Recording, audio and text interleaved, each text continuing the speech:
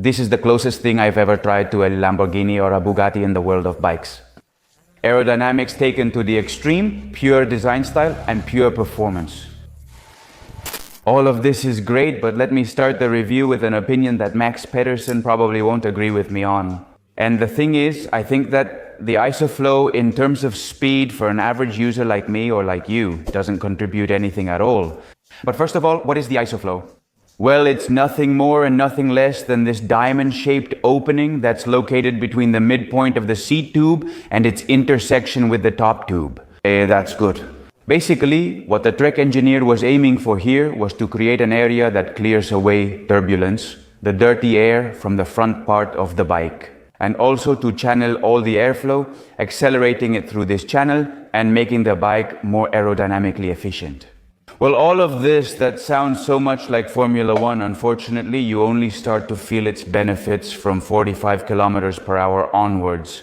This is stated in Trek's own promotional video for this bike. I can perfectly understand that professionals like Max Pedersen or Jonathan Milan himself, who won the last stage of the Tirreno Adriatico this very year, with an average speed throughout the stage of 47 kilometers per hour, they benefit from this kind of thing. But unfortunately for us mortals, those are speeds that are very, very far out of our reach. Now, there are other features of the International Organization for Standardization Flow that average cyclists like you or me are able to notice, such as vibration absorption. It's a surprise as soon as you mount the saddle, since we're discussing a strictly aero bike. However, it has a flex, an ability to absorb vibrations both in the top tube and the seat tube, as well as the seat stays. That is really surprising. And this is something that really helps you endure long days, long rides on the bike without accumulating fatigue. In fact, I've come to the conclusion that calling it the Madone Generation 7, calling it an aero bike undervalues labels and underestimates it. So you understand me? For me, an aero bike, as we've conceived it in recent years, is what you see here. Very aggressive riding position, an extremely responsive and extremely stiff bike. So stiff that when you get to terrain that's even slightly uneven or rough, it ends up becoming uncomfortable. Because all those little bumps are transmitted from the wheels directly to the frame. And since it doesn't have any absorption capacity, they go straight to the body and turn into fatigue that builds up in the cyclist body. However, in the 7th generation Madone, engineers have maintained the responsiveness and stiffness precisely where needed. For example, in the lower part of the seat tube, especially in the bottom bracket, in the chainstays, and in the head tube. However, the absorption capabilities of this bike, I'm going to say something that might sound crazy, are closer to a gravel bike than, of course, to an aero bike, as we usually understand it. The Madone's lightweight frame and this quality make it excel in performance beyond just flat terrain. It's clear that on flat terrain it's a real missile, but the surprise comes when you tackle slopes of up to 12%, where it could easily go head-to-head with any pure climber. Beyond that, of course, the climbers have the advantage. As an example of what I'm telling you, last year I interviewed Juan Pelopez, a professional cyclist with a climber's profile. And he told me that 80% of the time, both in training and in competition, he preferred to choose the Madone unless he was going into really high mountains. To test its ability to absorb irregularities, I took it to an event that was held here in Girona a few weeks ago, emulating the Strade Bianche, with a 100-kilometer route about 50% on gravel and 50% on asphalt.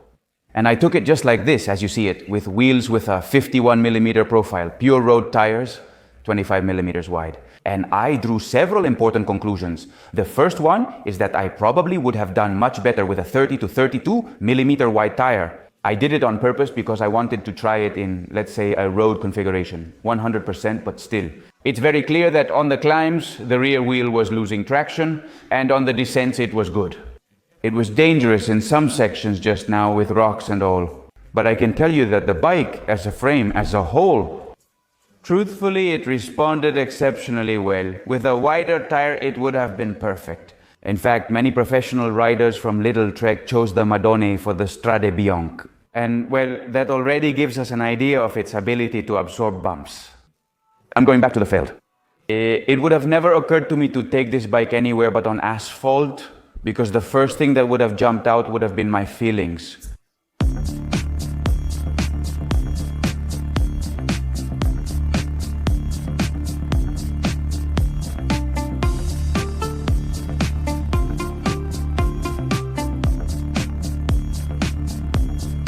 Another distinctive feature of Isoflow has to do precisely with the design.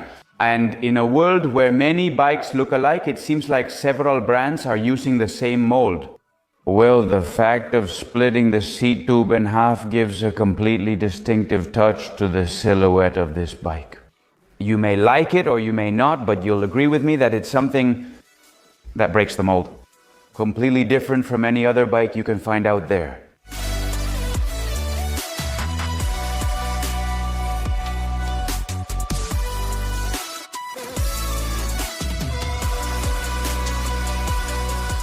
We're going to weigh the bike in one of its two top-of-the-line versions. In this case, with the Shimano Dura-Ace Digital Integrated Intelligence 12-speed and with the wheels. Bontrager, with a 51mm rim profile, has inner tubes and also has both bottle cages.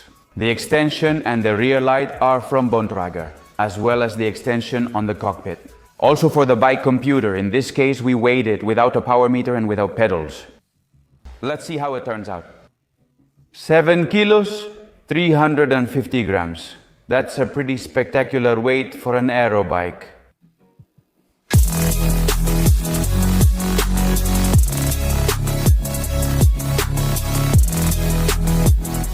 The innovative design and remarkable aerodynamics result in highly distinctive shapes. We have a very pronounced, very thick down tube, an oversized bottom bracket, a fully integrated cockpit, and of course the completely inverted seat post. The seat post is available in two sizes based on the rider's height. And also two slots that allow us to make adjustments as precise on a biomechanical level as we could have with any other traditional seat post. Now let's discuss its performance while climbing and descending on flat terrain. As I mentioned before, it's incredibly fast.